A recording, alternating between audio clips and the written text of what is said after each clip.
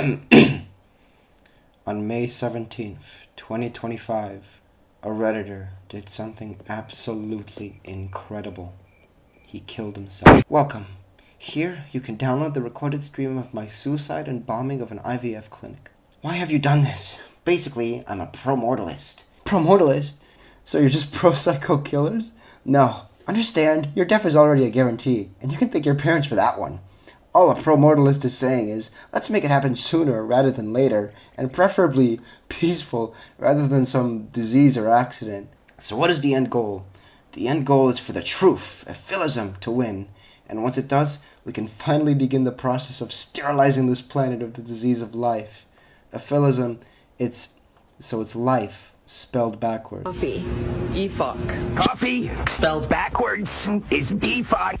Which is funny. I think we need a war against pro-lifers. It is clear at this point that these people aren't only stupid, they simply do not care about the harm they are perpetuating by being willing agents for a DNA molecule. This should not be seen as tolerable to any intelligent and caring person, says the suicide bomber.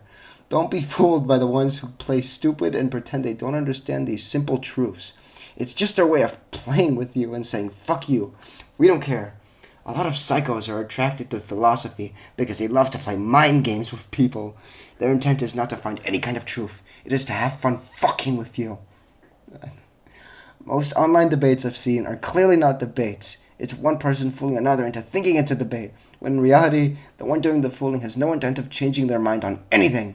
And sometimes, it's both parties. What group of philosophies does this all relate to? Negative utilitarianism. This threw me off, because I'm assuming by utilitarianism, he means like, an action is good a posteriori, like look at its outcome, and maximize pleasure, like most pleasure for the most amount of people, for the greatest amount of people. So negative utilitarianism, what like evil John Stuart Mill, is just maximize whatever the opposite of pleasure is for the greatest number of people. This is a lose-lose. Either you named your philosophy something completely retarded because there's no way you want to maximize misery, or you genuinely do believe this. You lose either way. Ephilism, remember, life spelled backwards. Abolitionist veganism. Abolitionism? I think he's a couple centuries late to the party. And veganism. So, what a lot of these ephilists have a big gripe with is the meat industry. Because I guess if you think life is bad because it's suffering, then the meat industry is the ultimate catalyst of suffering. And basically, any ephilist who isn't a vegan is a hypocrite. Basically, philosophies that have realized religion is retarded, but that there is objective value in the universe, and it lies in the harm being experienced by sentient beings. So, although it may seem dark, it's the polar opposite of nonsense, like nihilism. Does he mean it's like nihilism, or it's the polar opposite of nihilism? I guess it's the polar opposite, because if he says there's objective value, then that's the opposite of nihilism. You're going to burn in hell for this. I know, not a question, but I just wanted to say, your God definitely doesn't exist, but if he did, I'd choose Satan over your evil God. Did you ever think that maybe the Bible is just slander against Satan, and that Satan just realized what a fucking creep your God is? What finally put you over the edge? I've known for a few years now I wasn't going to allow myself to make it past my 20s. Recently, my best friend, Sophie, killed herself. She got the guy she was living with to shoot her while she was sleeping, her preferred method. Well, see, there's your problem. You're hanging around people who are willing to kill you. We were both anti-sex. Don't mistake for asexual. I'm talking like r/anti-sex. So, capital R Reddit anti-sex, misandrists. Oh, so he hates men, I'm guessing. Veg anti-natalist, negative utilitarians. Both also had borderline personality disorder. We had agreed that if one of us died, the other would probably soon follow. This is how politics becomes a religion. Since she's dead, I'll link her Reddit and TikTok where she made a few videos. She also had a Tumblr account that she was very active on, oh I'm sure. She used to have more videos on her YouTube account, but I guess she hid them before. The good stuff. The right to no longer exist. And some guys, I'm guessing. A philism. Life sucks. This is the guy he was talking about earlier. You are alive, the more you are likely to suffer, and the more you're likely to cause suffering. You being dead is better. It's better. Not for you. For you, it's better that you're dead. You have to take this. You have to take this. Chicken jockey. Elytra wingsuits. Ender pearl. This is a crafting table. Water bucket. Release. I am Steve. Relax, it's just an iron golem, local security force. Chicken jockey. I'm guessing this is another person. The Aponist manifesto. So another manifesto. And then 2 subreddits. Let's check out this manifesto, actually. Okay. Whew. Ooh. I'm not reading all that. Yeah, thank God, it's just a screenshot. Well, we can read the intro. Introduction. The cry against suffering. We live in a world awash in pain. Every day, billions of sentient beings, human and unhuman, endure violence, exploitation, and anguish. True. Approximately 735 million people faced chronic hunger in 2022, even as over 1.9 billion adults were overweight due to overconsumption. Wars and authoritarian regimes subject entire populations to fear and brutality. Around 5.7 billion people, 72% of the world, now live under authoritarian rule. Meanwhile, the climate crisis, yada yada yada, this stuff's not real. A landmark United Nations-backed scientific report warns that up to 1 million species are at risk of extinction within decades due to human activity. Well, I mean, there's like a 2 trillion fish. I mean, what's a couple million, right? Everywhere we turn, the moral fabric of our world is torn by suffering. So I guess the solution is to kill yourself or something. Okay, I found it. I found it. Here it is. Blah, blah, blah, blah, blah. Aponism arises as a cry against this suffering. It names a new secular global moral philosophy that holds as its highest ideal the elimination of unnecessary pain and oppression. That doesn't mean... Okay, so you want a utopic society. Aponism is uncompromising in its commitment to non-harm. It demands that we confront the brutal realities of our time with both philosophical rigor and emotive urgency.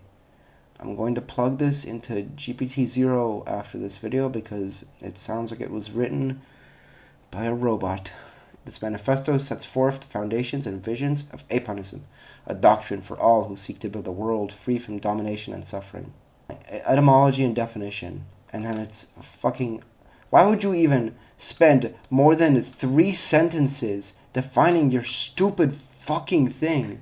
Just get on with it. Core Pillar 1, abolitionist veganism. A strict, uncompromising commitment to end the exploitation of non-human animals. Okay, that doesn't make any sense. This is vanity. If our goal is the absence of pain, we must reckon with the overwhelming pain humans inflict on other animals. You must also reckon with the overwhelming pain animals inflict on other animals. Instead, we recognize them as individuals with their own lives, capacity to suffer, deserving of rights? I don't know about that, man. Anti-authoritarianism and anarchism. This is the dumbest fantasy I've ever had in my life. No masters and no gods. An Aponist rallying cry could be the classic slogan, no gods, no masters. We reject the authority of both earthly tyrants and supposed heavenly ones. No individual or group should have unaccountable power to dictate the lives of others through force. Right. I mean, that would be nice. Politically, this means opposing dictatorships, authoritarian regimes, and any laws that enshrine injustice. Socially, it means challenging more subtle forms of domination. The boss's arbitrary power over the worker, the patriarchal power of a husband over a wife, or parent over child, or I guess someone who's 5'11" over someone who's 5'7". This is like that one Kurt Vonnegut story about Harrison Berger. Emerson Bergeron, or whatever it is. When authority exists, it must continuously justify itself by serving the people, and it must be freely revocable. Antinatalism, against imposed birth. The third pillar, antinatalism. The ethical stance, bringing new sentient life, is morally problematic and should be approached with extreme caution and in general avoided. This pillar flows directly from our commitment to minimize suffering and avoid coercion. To procreate, to have a child, is to impose life and the inevitability of some suffering on someone without that someone's consent. Aponism views this as a grave ethical issue. Look at this present I made for you. Wow, that looks amazing. Yes, that's all for you. I couldn't take such a huge gift, Steve. You were gonna Is about blow up giving, my and the person who house. deserves this present more than anyone is you. Prostate. Here he's a good one. Thank you, Steve. I love this gift. Send some more gifts. I really appreciate it, Steve. Merry Christmas. Every child born will experience suffering, yada yada yada, that accompany conscious life. So, do you want a utopia? I'm confused. Then you might as well talk about the eradication of misery, right? Because all of this is vanity anyway. Even the best lives contain significant harms, and crucially, that no harm befalls those who are never brought into existence. That is the dumbest argument I've ever heard. I was really hoping they wouldn't make that argument because it's so fucking stupid. In Benatar's asymmetry argument, the absence of pain is unequivocally good, whereas the absence of pleasure is not a bad thing unless someone exists who is derived of that pleasure. This seems a little biased. You're basically saying pain is bad, but pleasure isn't good. Or not, no, I guess you're not saying that. I mean, maybe you are. How does he define the presence of pain? Okay, if the absence of pain is unequivocally good, then that means the presence of it is bad, and I guess the presence of pleasure is not necessarily a good thing. Is that what you're saying? I mean, maybe I'm taking this the wrong way. But that's really moronic. It's completely biased to you. We see procreation as, in effect, involuntary harm inflicted on a person in slow motion, not usually done with malice, indeed often done with loving intentions, yet inevitably resulting in death and pain for the one created. We ask, what right do we have to gamble with someone else's welfare by bringing them into a life? You're bringing this welfare into existence. How does death compare? How can you even say this? How does death compare to living? Maybe death is objectively worse than living. Maybe the most profound suffering you could possibly experience is still better than death, because you're alive at least. The living are privileged, right? What right do we have to gamble with someone else's welfare? Yada, yada, yada. However joyful life can be, it always comes with profound risks and eventual loss, none of which the unborn can consent to. What the unborn can consent to? How many people, comparatively, are happy to be alive? Here's the thing. If you're unhappy to be alive, you can go whenever.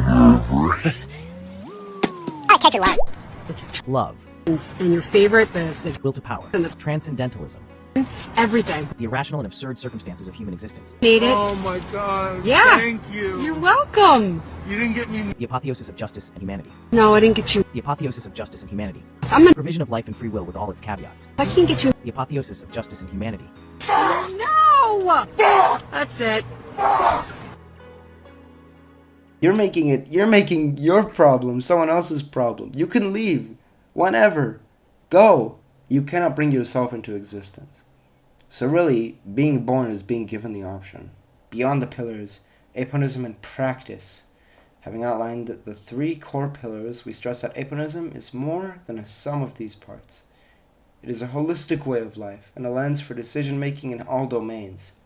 Diet and health, alright, because you want to be a fucking vegan. You're not serious, right? Maybe I mean, I probably did skip over some part where you were like, yeah, other animals do kill each other. Or maybe you think humans have some moral duty to be better than animals? In which case, why would you elevate animals to the level of humans? A vegan diet is given from our first pillar, but beyond that, aponists treat maintaining their own health as an ethical duty as well. Preventing avoidable illnesses or incapacity in ourselves means preventing suffering, and staying strong to aid the wider cause. Assuming any illness is avoidable. I mean, is it? What do they think about fate? That's a dumb question. Many aponists refrain from alcohol and avoid recreational drugs, not out of puritanism, but to avoid self-harm and potential harm to others. So you're basically massive pussies. We do not fetishize health or blame individuals for their illness. Illness and disability are often not one's choice, and those affected deserve care and inclusion. In summary, caring for oneself and caring for others are seen as one continuous ethic. By keeping ourselves well, we can become better agents of help. Yada yada yada, more blabbing. Ooh, science, technology, and artificial intelligence. Aponism is not anti-science or anti-technology. On the contrary, we embrace science and reason as crucial tools in the struggle against suffering. Recall that aponism is secular and evidence-based. However, we insist that technology be guided by compassion and ethics. Great, man. I insist that lions don't eat meat. You never defined suffering once. Okay, hold on.